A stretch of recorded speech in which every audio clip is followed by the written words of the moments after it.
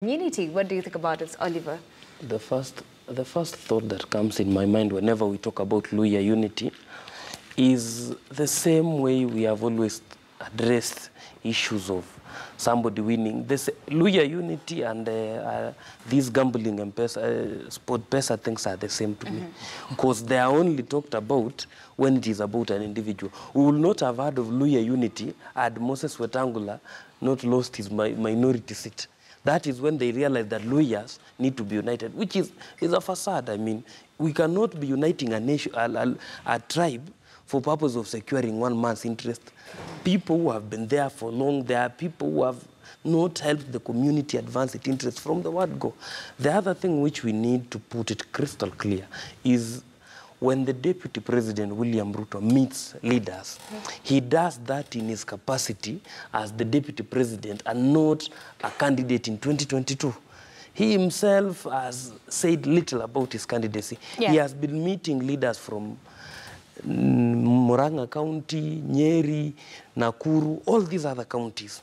Nobody talked about 2022. But when he meets Luhyas, the 2022 comes in. Luhyas are Kenyans.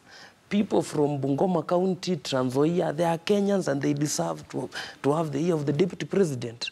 He is their Deputy President too. Therefore, the point of politics should not come in when such a meeting happens. It is a meeting, it is bipartisan in nature, whereby leaders come together and address the local issues. It is why we went for devolution. The only way the national government can feel devolution is to meet with leaders. But back to the 2022 question. My question will not go away. Why will we make the tribe the basic political formation? It is just the wrong thing we have as a country. Look at our political parties. Swedes have more longevity compared to our political parties. Yeah. If you compare today a brand like Echesa, it has been there longer than most of our political parties. Why? Because we lack political ideology. The other point that we need to make it outside there in the most clear manner is the point that leadership is not a preserve over few people. Okay. It should be, we should be there when your ideas are worth the moment. Don't force people. Don't be a three-decade leader. It is 21st century. People are exiting the stage, and you continue with the same way of doing politics. And because the same people who talk of Luhya unity today talked about the same thing when Wamalwa Kijana was there. All right. Bernard, do you agree with his thoughts? Yeah, to some extent, but I have a different perspective to the whole issue of the Mlembe unity and what we are experiencing as a country. I think from the onset, from the start, the actions by the three former or co-principals. Former co-principals. So are you trying to say that NASA is basically... Yeah, NASA is like non-existent now because its death was coronated on 30th of January. So what we have is political leaders, political party leadership. So when you look at the three former principals, you realize that their actions are actually reactionary to the feeling of betrayal by the Honorable Raila Odinga, because they felt that what Raila did on 30th and subsequent meeting of Uhuru Kenyatta without their knowledge was very betrayal.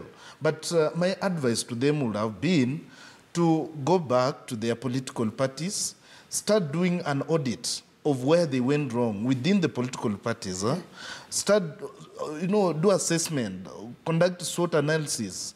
Like ODM, we have seen them creating a team to do an audit of what happened, where they went wrong, why they did not capture the presidency. I expected the same with the three other political parties. ANC would have done the same, WIPO would have done the same, Ford Kenya would have done the same. To have an audit so that as you prepare for 2022, you know where you are starting. But these parties have not done anything, have not done that audit to examine their placing, their standing on the political position. So by them going back to their political or tribal cocoons and start now talking about unity, start talking about how they should be united, I want to remind them that leadership is not really based on reaction. Because as you act on reaction or as you act on feelings, those feelings are going to fade with the time. And once they fade, then you'll have nothing to talk about. So it's very unfortunate that we are talking about uniting our ethnic groups. And something to do with the Luhyas.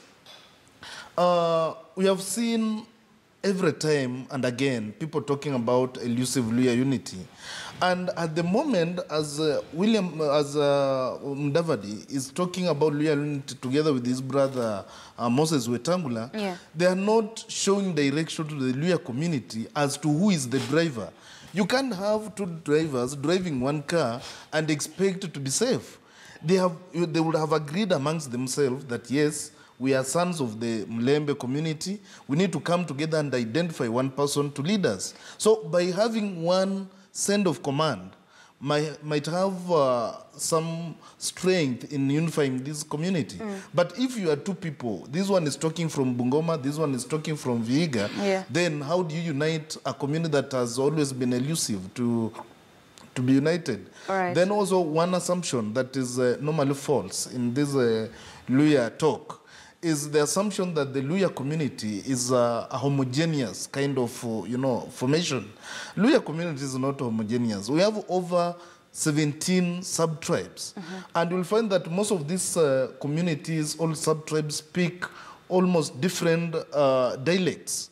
It is difficult to see Honorable Mudavadi going to Bungoma and speaking to the people in Bungoma in a language that they understand, in Kibukusu. Because he doesn't understand Kibukusu. He will just greet people Mlembe, which is a common greeting term, then resort to Kiswahili and English. But when you see somebody like William Ruto going to Rift Valley when he's under siege, you'll hear him speak in a language that connects with the people on the ground, people at the bottom of the pyramid. So unless they address those kind of issues, then Luhya unit will still be elusive. One person who tried to unite Luhyas was the Honorable late Michael Kijana Wamalwa. And Kijana Wamalwa had a very strong command of language. He had a very strong command of linguistics. He could go to this community and speak their dialects, and that people connected themselves with him. People realized that this is one of us. But for Mudavadi and Wetangula, they need to